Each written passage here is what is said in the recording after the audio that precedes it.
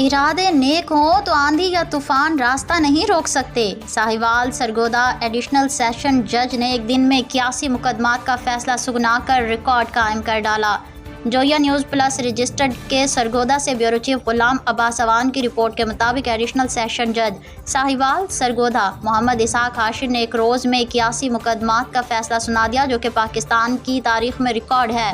याद रहे, जज मोहम्मद इसाक हाशिर इससे कबल 65 मुकदमात का फैसला एक यौम में कर चुके हैं, मगर इस बार अपना ही रिकॉर्ड तोड़कर 81 मुकदमात का फैसला सुना दिया, जिनमें ज़मानत के 31 मुकदमात, 22 AB के 11 मुकदमात, अपील दीवानी के 7 मुकदमात, अपील फैमिली के 6 मुकदमात, मनशियात के 5 मुकदमात, निगरानी फौजदारी के 6 मुकदमात, अपील फौजदारी का 1 मुकदमा, हरासमेंट के 3 मुकदमात, मुतफरिक 2 मुकदमात और दीगर 9 मुकदमात का फैसला एक रोज़ में सुनाया गया। बदनाम ज़माना मनशियात फरोश मोहसिन शहजाद लहड़ी को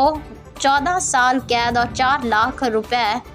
जुर्माने की सज़ा का हुक्म सुनाया, जबकि मनशियात के मुकदमात में मुलविस 4 अफराद मुदस्सिर अब्बास, राना, नासिर, सरफराज और सुल्तान अली शाह को बरी कर दिया।